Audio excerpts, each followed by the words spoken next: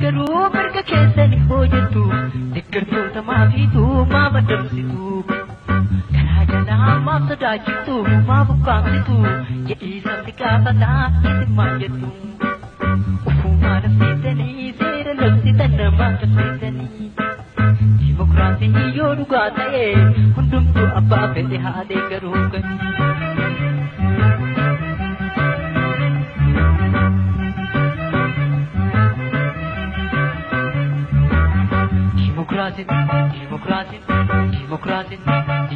Demokrasi ina dhugaa ta'uu gaaffii mataan haa bayu.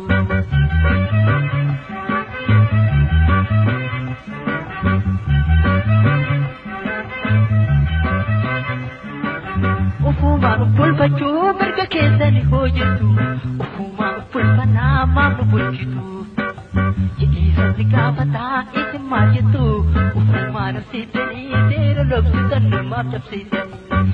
Sabaahin wallaalina gaaffii sabaa hin awwaalina yaada sabaa hin ukkaamsina irree humnaatiin hin bulchina biyya namaatitti hin darbina mirga namaa duraan sarbina dimokiraasii yoo dhugaa ta'e hundumtuu ufaa bulfatu.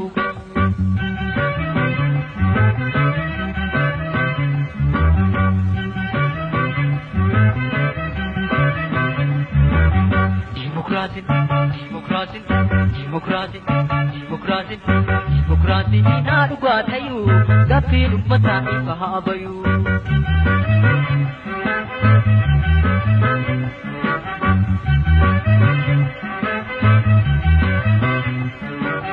Mirga keessan eeggachuu hin dandeessanii hojjetu dhukiisaa yaasaa loltuu kan haadhattu jedhii sabni gaafataa isin maal jettu rasaasaa namaa dhayaa dimokiraasii jechuun akkamitti dhayaa ufumaa dhabsiisanii seera labsitan namaaf dhabsiisanii sabni bataan dhiise gabrummaa gaaffii isaa abbaa biyyummaa jedhii isaallee tokkochummaa hawwii isaallee bilisummaa badii malee nama dhiisina fedhii malee nama dirqina dimokiraasii yoo dhugaa ta'e hundumtuu abbaa fedhe haa deeggaruu ba'e.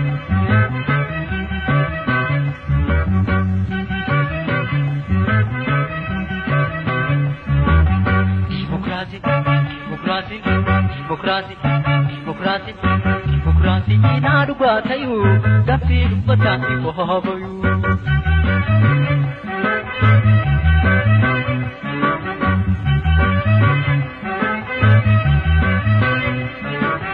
Biyya keessan falmachuu mirga keessanii hojjetu adaamaa hituu dhiisii finfinnee maaf raawwatu buufii oromiyaa finfinnee jettu finfinnee takkatti maataan biraan jirtu. Sabni gaafataa isin maal jettu ufumaa dhabsiisanii seera labsitan namaaf dhabsiisan.